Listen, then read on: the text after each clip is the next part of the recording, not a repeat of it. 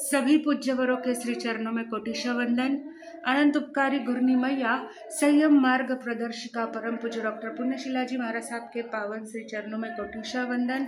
धर्म सभा में उपस्थित धर्म प्रेमी भाइयों, करुणा मूर्ति माताओं एवं बहनों, हमने कल भगवान आदिनाथ के 7, 8 और 9 ये 3 भव देखे थे। आज हम देखेंगे 10, 11 और 12वां भव।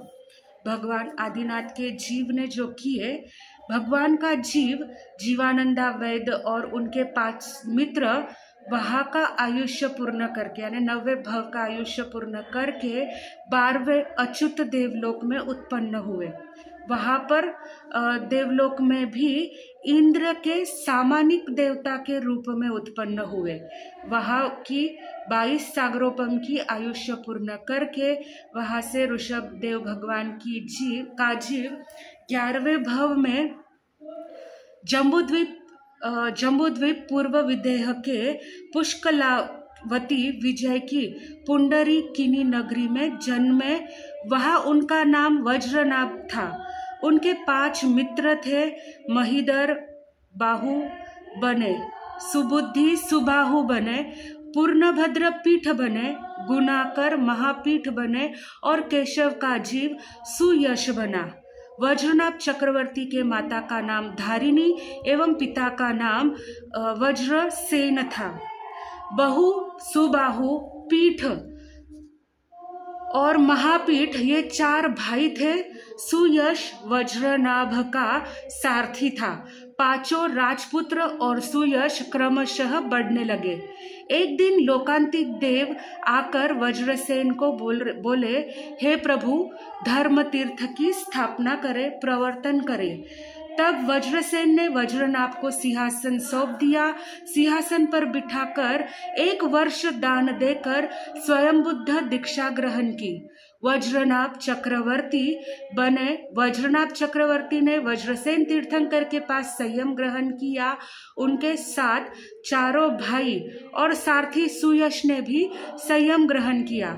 दीक्षा लेकर वज्रनाभ मुनि 14 पूर्व 12 अंग के ज्ञाता बने और शेष 5 मुनि 11 अंग के ज्ञाता बने। वज्रनाभ मुनि को अनिमा आदि 8 सिद्धियां प्राप्त हुई। 20 स्थानक आदि का तप आदि आराधना करके वो अपने संयम को उत्कृष्ट रूप से पालन करते हुए वज्रनाभ ने तीर्थंकर नाम गोत्र का उपार्जन किया। साधुओं के वैयावृत्य के कारण बाहुमुनि ने चक्रवर्ती पद प्राप्त किया। तपस्वी मुनि की सेवा करके सुबाहु मुनि ने अतुल बल उपार्जन किया। सेवा करने वाले मुनियों की प्रशंसा गुणगान करके गुरु के द्वारा सुनाकर ईर्ष्यावश पीठ और महापीठ मुनि ने स्त्री नाम कर्म का उपार्जन किया।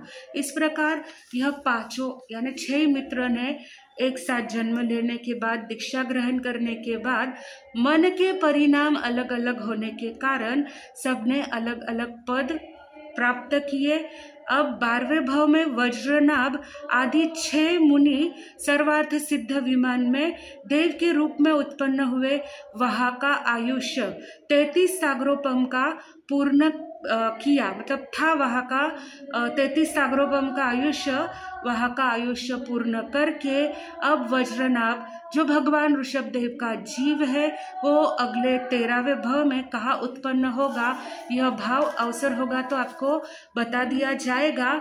अब इस 13वें, 10वें, 11वें, 12वें भव के ऊपर 3 सवाल पूछे जा रहे हैं, जिसमें पहला सवाल है जीवानंदा वैद्य और उनके 5 मित्र कहाँ उत्पन्न हुए। जीवानंदा वैद्य और उसके 5 मित्र कहाँ उत्पन्न हुए ये बताना है।